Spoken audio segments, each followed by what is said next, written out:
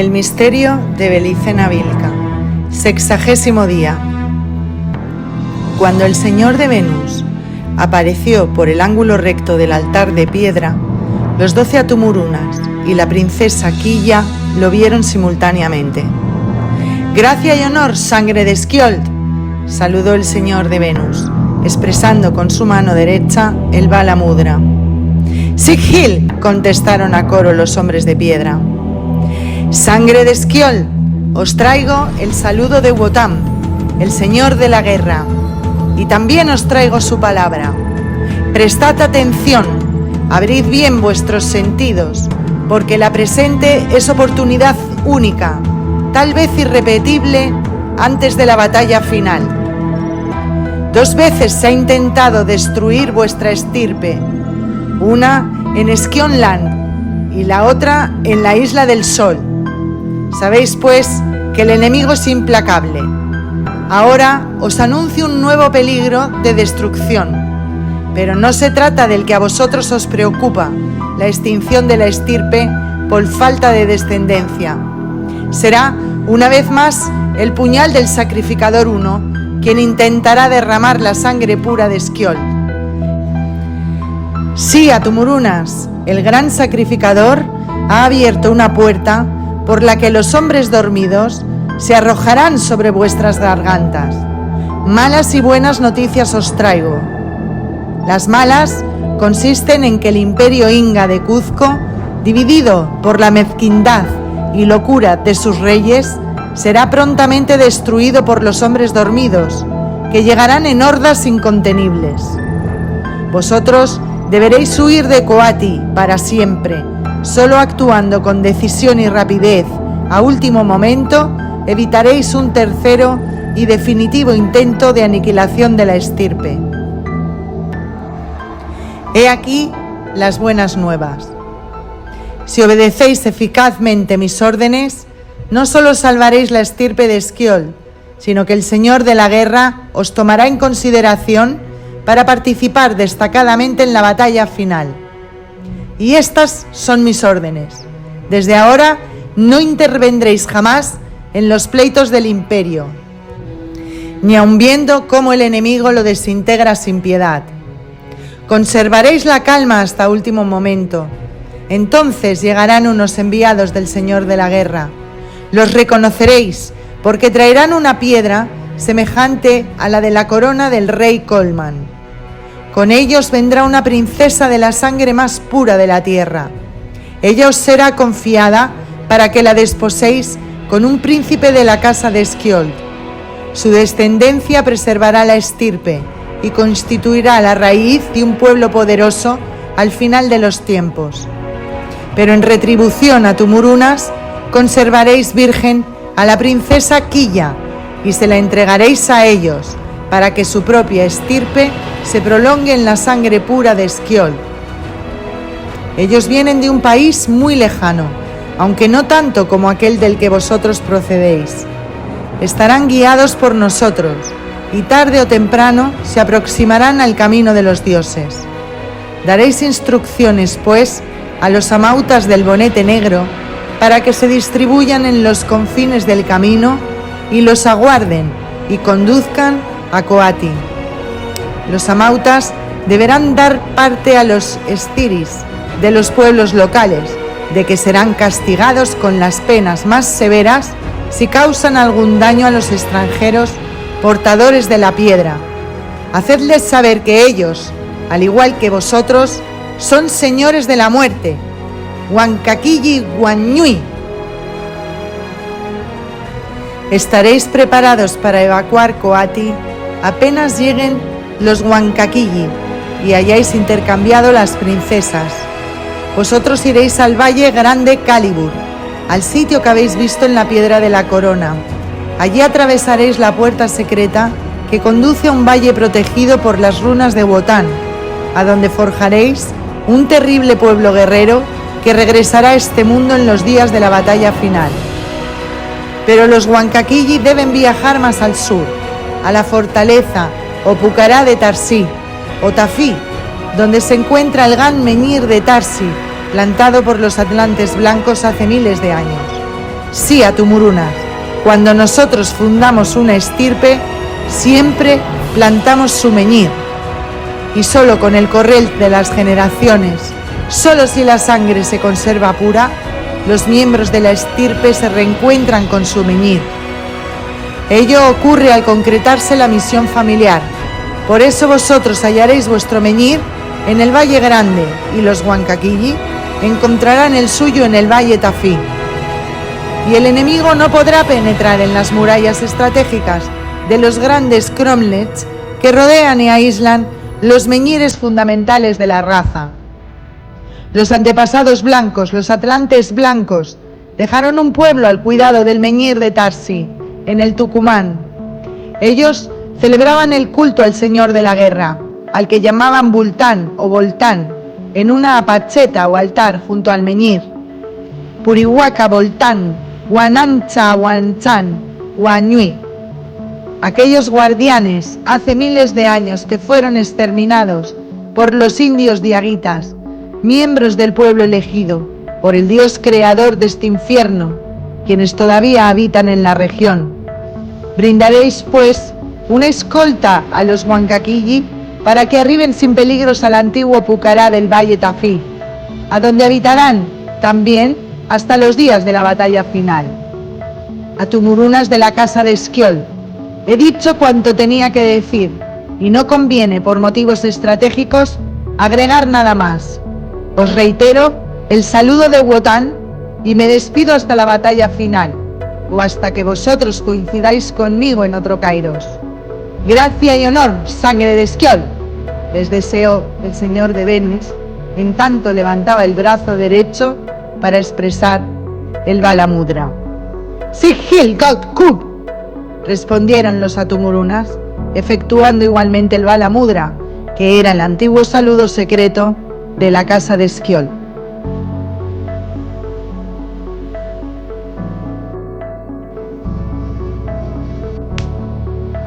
Los Atumurunas cumplieron al pie de la letra las directivas del señor de Venus.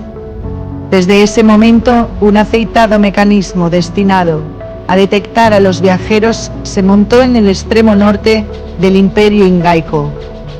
Y fue su funcionamiento, tal como relaté, lo que permitió a los señores de Tarsis zafar el sitio Muisca, que constituía una segura trampa mortal. Con la llegada de los señores de Tarsis a Kuati, haciendo realidad los anuncios del señor de Venus, concluía el relato de Tatainla. A continuación, Lito de Tarsis narró lo mejor que pudo la historia de la casa de Tarsis, despertando mucho interés en los Atumurunas, el conocimiento de las maniobras asesinas de los inmortales Vera y Birsa y la identidad y misión de Kidlon. Deberían ahora partir juntos hacia el sur y marchar hasta una fortaleza o pucará llamada Huamahuaca, en la que se separarían.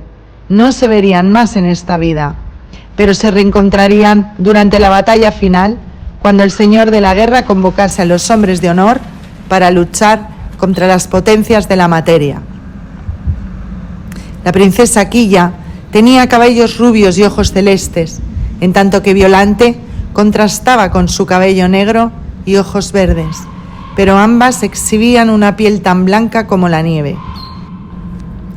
Quilla ya estaba preparada para convertirse en esposa de uno de los señores de Tarsis, pero la noticia de que tendría que abandonarlos por disposición de los dioses sorprendió y entristeció a Violante de Tarsis. Sin embargo, no renegó de su misión, aunque expuso claramente su descontento. De allí que los dos frailes dominicos decidiesen quedarse junto a ella y ligar su suerte a la estirpe de Esquiol. Con la compañía de sus parientes, Violante podría sobrellevar mejor la separación.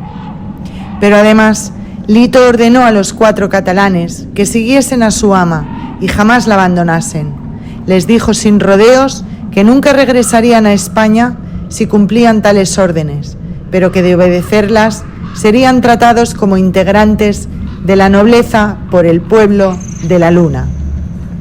Los Atumurunas deseaban llevar consigo a los catalanes y les ofrecían por esa única vez la posibilidad de tomar esposas de entre las vírgenes de la luna. A todo se avinieron los recios soldados españoles, a quienes entusiasmaba la perspectiva de convertirse en señores de aquel pueblo misterioso y velar por la seguridad de su reina, Violante de Tarsis. Llegados a un mutuo acuerdo, solo faltaba ponerse en marcha y evacuar Coati, dando así cumplimiento a las directivas del dios Kub. En tales preparativos estaban cuando los espías, que permanentemente les informaban sobre la situación en el imperio, transmitieron una noticia que los obligó a apurar la partida. El capitán Diego de Almagro acababa de salir de Cuzco al mando de 500 hombres con dirección al sur. Entre Francisco Pizarro y Diego de Almagro había surgido una agria disputa sobre los límites que a cada uno correspondía en el reparto del imperio incaico. Diego de Almagro pretendía que la ciudad de Cuzco se encontraba comprendida en sus dominios. El astuto Pizarro consiguió dilatar la definición del conflicto, persuadiendo a su socio de que existía hacia el sur un país aún más rico que el reino de los ingas, un botín que tomaría carente de sentido la discusión sobre Cuzco. Fue así que el iluso Almagro armó aquel poderoso ejército y marchó hacia el sur, dispuesto a conquistar la ciudad de los Césares, Trapalanda o Elelín. El mismo pensar, acompañado de heroica resolución que los señores de Tarsis experimentaran al abandonar la península ibérica en el barco de los Welser, cuando la mente volaba hacia Huelva y revivía los días de gloria de la casa de Tarsis, debían sentir entonces los atumurunas al atravesar el lago Titicaca rumbo al puerto de Copacabana, dejando atrás la isla Coati, donde vivieron tantos años y alcanzaron la más alta sabiduría hiperbórea. La casa de Esquiold había sido poderosa siglos antes en Tihuanaco, hasta que la demencial venganza de la orden de Melquisedec casi extinguiera su estirpe. Entonces, al abandonar la región para siempre, los corazones de los atumurunas se estremecían por efecto de sentimientos encontrados. El alma creada y apegada a la historia y al suelo, al tiempo y al espacio, se desgarraba de dolor por el alejamiento definitivo del solar natal. Pero el espíritu increado, que descubre y sostiene en la sangre del iniciado el recuerdo del origen, desbordaba cada instante anímico de dolor con la nostalgia infinita del regreso a la patria primordial, a la Hiperbórea original, y frente a la nostalgia de Hiperbórea, al deseo de abandonarlo todo y partir hacia el origen del espíritu. Nada pueden las garras del dolor, ningún efecto tienen los apegos sentimentales a las regiones infernales y a los objetos materiales de la tierra. Almagro sale de Cuzco en 1535 y a fines de agosto, después de atravesar las hostiles altiplanicies del sur, arriba a la meseta del Titicaca. Va pisando los talones a los atumurunas y al pueblo de la luna, que a duras penas logran adelantarse a la vanguardia de los aguerridos españoles. Los fugitivos pasan por el poblado de Coaquiabo, hoy La Paz, casi sin detenerse, y solo hacen un alto de 3 días en Sucre, o Ciudad de la Plata, antes de descender a los valles de la Gran Quebrada de Humahuaca. A todo esto, Almagro, que recorría a su paso la sorprendente nueva de que todo un pueblo se desplazaba en su misma dirección, apuraba las jornadas con la intención de darles alcance y conocer su destino, quizás el rico país del sur, la ciudad de los Césares. Lo afirmaba en esta idea el hecho de que aquel pueblo iba, según coincidían todos sus informantes, guiados por hombres blancos y barbados, semejantes a los españoles, pero magníficamente vestidos con la indumentaria de los reyes inga. Para Almagro era altamente probable que aquel pueblo procediese de la ciudad del oro y la plata, y que hacia ellas se dirigían. Sin embargo, jamás lograría alcanzarlos. La caravana llegó al poblado de Humahuaca con 30 días de adelanto sobre Almagro. Allí los hombres de piedra vertieron una terrible amenaza sobre los nativos, apoyada por demostraciones de magia de los atumurunas, con el fin de que diesen una falsa pista a la expedición de Almagro sobre la dirección tomada por ellos. Debían desviar a los españoles hacia Chile, asegurándoles que allí se encontraba la ciudad de sus sueños. Ellos, mientras tanto, tomarían por rumbos muy distintos, los atumurunas hacia el este, hacia el valle grande del Cerro Calibur, cerca del ramal jujeño. Los señores de Tarsis continuarían hacia el sur, hacia el Pucará de Tilcara, desde donde, por oposición estratégica, podrían orientarse hacia el Pucará de Andalgalá y desde este hacia el Pucará de Tarsi, su objetivo. En Humahuaca, pues, se separaron para siempre los señores de Tarsis y los atumurunas. Volverían a encontrarse durante la batalla final, cuando todos regresasen al frente de sus pueblos para ajustar las cuentas a los representantes de las potencias de la materia, a los discípulos de la fraternidad blanca, al pueblo elegido. De la fraternidad blanca y de los dioses traidores, naturalmente, se ocuparían los dioses leales al espíritu del hombre, quizá el mismo Lucifer en persona. Violante y los dos frailes se confundieron en expresivos abrazos y se prodigaron de besos con Lito, Roque y Guillermo. Ninguno pudo evitar que las lágrimas surcaran sus duros rostros, aunque simultáneamente reían con salvaje alegría. Las órdenes de los dioses se cumplían y eso era lo importante. Por escena semejante pasaban los atumurunas, que debían despedir a su única pariente, la princesa Quilla. Pero ella era una ruda vikinga y no requirió la compañía de nadie. Por el contrario, exigió que todos sus familiares se trasladasen cuanto antes a Liechtenstein, del Valle Magno. Con los señores de Tarsis, para custodiarlos y guardar el Pucará de Tarsi, irían en cambio 50 familias del pueblo de la Luna. Una semana después de haber llegado, y en momentos en que Almagro se hallaba en Tarija, los viajeros retomaron la marcha. Todo sucedió según lo deseaban los señores de Tarsis. Almagro fue despistado por los indios y perdió el rastro de los fugitivos. Luego de una infructuosa búsqueda en territorio argentino pasó a Chile. Tras 10 meses de penosa marcha, comprobando que en ninguna parte aparecía el rico imperio descrito por Pizarro. En septiembre de 1536 regresó por fin a Cuzco con sus tropas diezmadas y cansadas de tan inútiles travesías. Se consumaba entonces una insurrección general que había puesto sitio a Cuzco y amenazaba con reducir a desastre la conquista española. La presencia de Diego de Almagro puso en fuga a miles de indios y salvó de una muerte segura a Francisco y Hernando Pizarro, lo que no impidió que este último le aplicase el garrote en 1538, luego que perdiese la batalla de las Salinas. La custodia de los señores de Tarsis y la princesa Quilla se componía de 5 amautas del bonete negro y 45 quillarrunas, con sus familias. Los amautas gozaban de gran autoridad en el imperio incaico y por eso no hubo inconvenientes para que las guarniciones de los Pucará cumpliesen sus órdenes.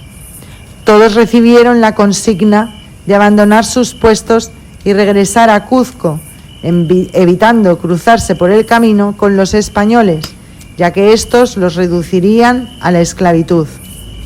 Y los españoles, carentes de sabiduría hiperbórea, nada podrían hacer con aquellas fortalezas cuya construcción se basaba en el principio del cerco y la muralla estratégica.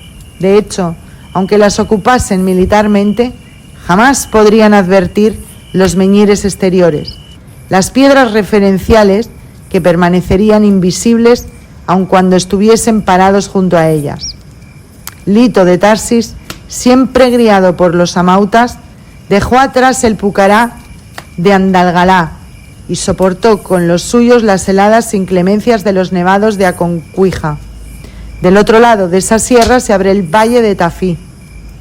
Al aproximarse al Pucará, una mirada en torno le bastó para confirmar que aquel era el lugar buscado, la imagen lítica que la piedra de Venus le mostrase en la caverna secreta de Huelva. Claramente se divisaba la fortaleza, de forma brúnica, y fuera de ella el cromlech o castro, en cuyo interior se elevaba el poderoso menhir de Tarsi. Al fondo, el hilo de agua en un pequeño río regaba las estériles piedras del valle, procedente de un abra entre las montañas lejanas. El Pucará de Tilcara, en la provincia de Jujuy, Argentina. Los recién llegados ocuparon la plaza y se abocaron a preparar una eventual defensa mágica. Proyectarían sobre la muralla de piedra el principio del cerco y sobre él plasmarían una de las brunas de Nabután. Obtendrían así la muralla estratégica, invulnerable frente a la estrategia espacial y temporal de los españoles dormidos. Luego realizarían la oposición estratégica contra la piedra referencial, contra el menhir de Tarsí, y toda el área se tornaría culturalmente invisible. Entonces nunca podrían ser descubiertos por los hombres dormidos. ¿Cómo conseguir que tal protección fuese permanente? Practicando la agricultura mágica, herencia de los atlantes blancos, en el área exterior de la muralla estratégica. Al germinar, crecer y madurar, las semillas cuya información genética ha sido alterada por el poder transmutador del espíritu increado no responden a su fin arquetípico, al modelo que se encuentra en el cielo actual, sino a un paradigma propio de otro cielo, a un molde de otro mundo. Y ese cielo desconocido es el que rige luego el microclima de la plaza liberada, sosteniéndola fuera del alcance visual o físico del enemigo. Tales precauciones no estaban de más, pues si bien Diego de Almagro no representó peligro alguno y obtuvo el triste fin que mencioné, 8 años más tarde se presentaría otro enemigo, quien venía con la intención manifiesta de localizar el refugio de los señores de Tarsis. En 1543, en efecto, el gobernador de Perú, Cristóbal Paca de Castro, sabedor de la infructuosa persecución llevada a cabo por Almagro, decide intentar mejor suerte mediante una nueva expedición. Oficialmente, se intentará explorar y ocupar el territorio de Tucumán, pero secretamente el objetivo principal consistirá en la búsqueda de los otros blancos y de la ciudad de los Césares. El hombre de confianza de Vaca de Castro es el capitán Diego de Rojas, español de Burgos, que participará en la conquista de Nicaragua y que entonces se encontraba a la sazón en La Plata o Sucre. Desde 1542 hasta 1543 se prepara la expedición, que al final solo contaría con 200 hombres, aunque bien pertrechados, y se recogen datos sobre los pueblos de la quebrada de Humahuaca y el país de Tucumán. Rojas, al igual que Vaca de Castro, sospecha que Almagro fue engañado por los indios y que el rey blanco huyó hacia el sur en dirección al Tucumán. Por eso, a pesar de que siempre oficialmente envía una flota desde el Perú a aguardarlo en Chile frente al puerto de Arauco, Diego de Rojas se propone adentrarse lo más posible hacia el sur, siguiendo el rastro de los fugitivos. Asciende así hasta la meseta del Titicaca y baja a la quebrada de Humahuaca, debiendo sostener permanentes combates contra los indios, que han sido alertados por los amautas del Bonete Negro sobre las intenciones conquistadoras de los españoles. Los ocloyas, humahuacas, pulares, jujuyes, etc., los atacaron sin cesar durante toda la travesía de la puna jujeña. Sin embargo, consiguieron llegar a Chicoana, hoy Molinos, y allí quiso la suerte que descubriesen unas gallinas de Castilla en poder de los indios Quilmes. Gallinas que habían sido obsequiadas por la princesa Quilla, lo que determinó que el rumbo de los expedicionarios se aproximase peligrosamente al Pucará Tarsi.